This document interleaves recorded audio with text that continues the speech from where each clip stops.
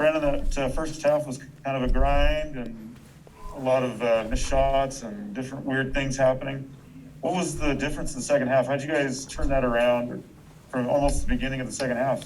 Well, in the first half, we felt like we kind of put them on the free throw line early, and they were in the bonus, I think, with 13 minutes left in the half. And we missed a few bunnies, a few easy layups, a few easy threes we normally make. But we feel like we're getting stops on defense. We're playing great, and we just said we're going to keep doing what we do on the offensive end and just try to get more pace and keep moving the ball and just keep getting stops on defensively and just stay aggressive and be smart. So, I mean, I think just us coming out and being aggressive, just continue to stay aggressive on the offensive end, and shots started to fall for us, and we got going. So I think that was the determining factor in the second half. Go ahead, Mitch.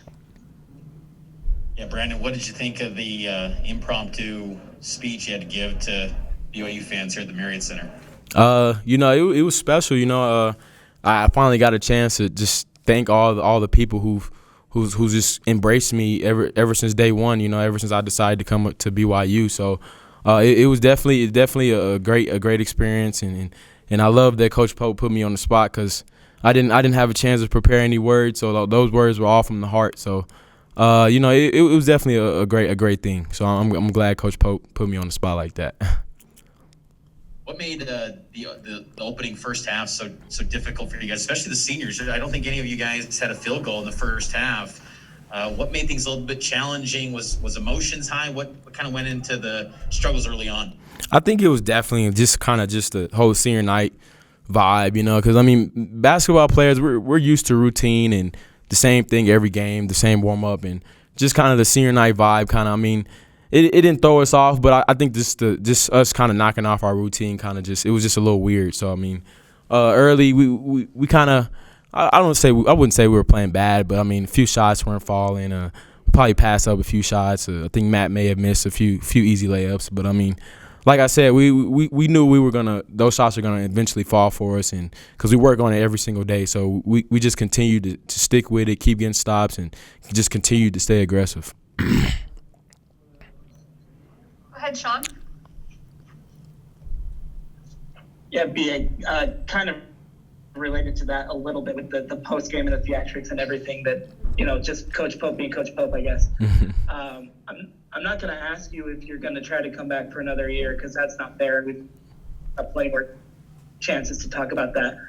But Pope did give a little bit of a recruiting pitch to you guys to come back. Is that the first time he's mentioned that, or has he been quietly kind of in your guys' ear like, hey, you can have this for another year, you can do that, you can do this?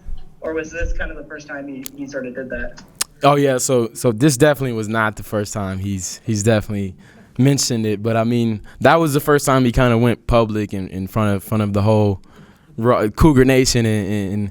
But, I mean, I love Coach Pope. And like I was telling somebody else, I mean, you rather have people to want you to come back than to want you to leave. So, I love them wanting me to come back, and I'll make that decision once the season's over. We're focused in on making a run in the postseason and doing what we need to do and taking care of our business right now. But I'll see what that decision is when the time comes.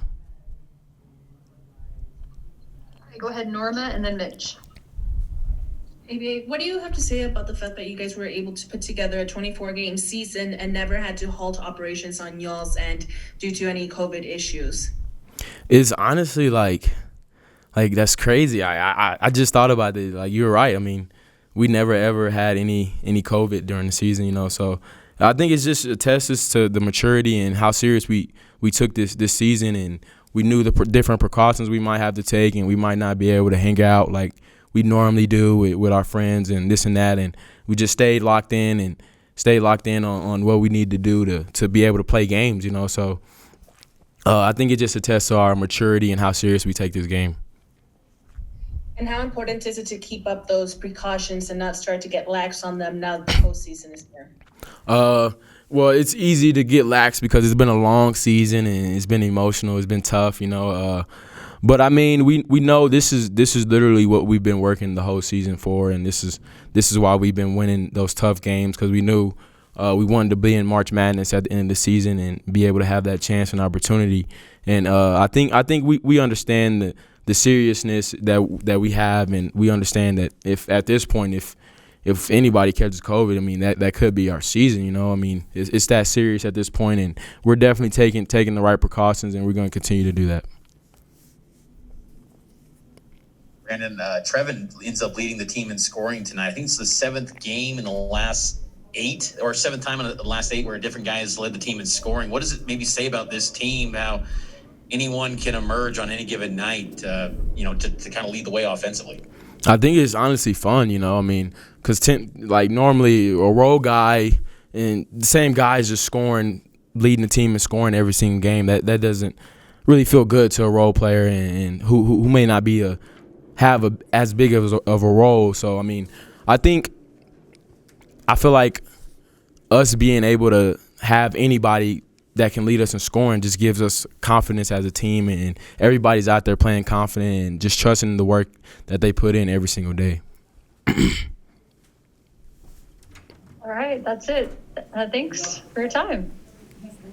Thank you so much for having me.